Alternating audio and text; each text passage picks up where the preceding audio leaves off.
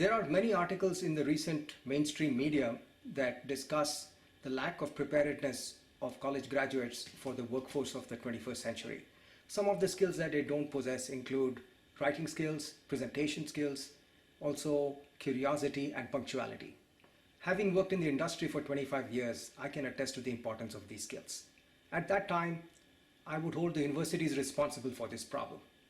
However, now that I have moved to academia, strangely, I've become part of this problem. So I've taken a very simple approach, which is the buck stops here. In other words, I take full responsibility for the success and preparedness of the students in my courses. So the challenges I faced when I started teaching were that I did not find the students to be very motivated, and also that their work ethic was lacking. They were not able to finish homeworks on time. So I was wondering if my expectations were too high, maybe. And I thought about the problem. It turns out probably these students were not prepared well in high school. And also they may be the first generation students in their family to go to college, and they don't understand how to navigate college. So I started with a different solution. So in my second year, I introduced a concept called cinematic meditation, developed by Dr. Peter. And the second intervention I introduced was to use online books. So with these two simple interventions, I was able to tackle the problem. So the first one involved the use of cinematic meditation, where students view a film. I used films and technology. Specifically, I used the film Enigma Machine, where the film traced the history of the first digital computer made by Alan Turing. And this was a grand challenge problem in those times in World War II.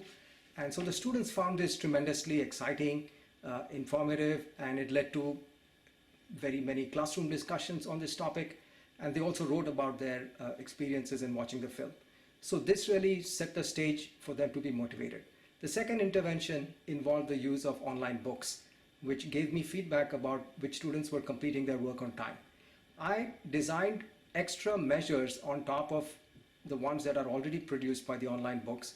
For instance, I designed my own punctuality measure, and I found that this correlated well with the student performance at the end of the semester.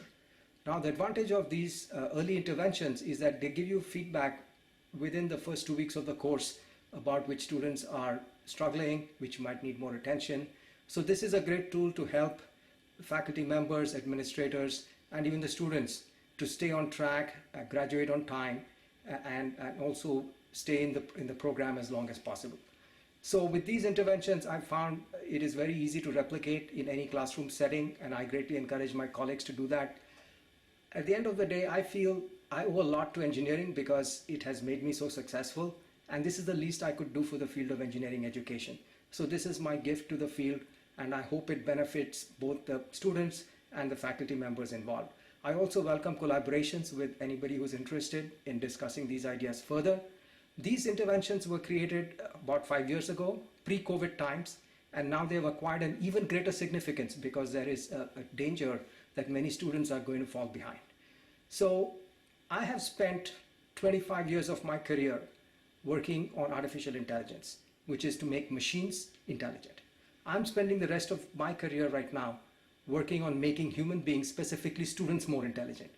And I find the latter challenge is much, much more difficult. I welcome any comments and feedback. Thank you for your interest in this work.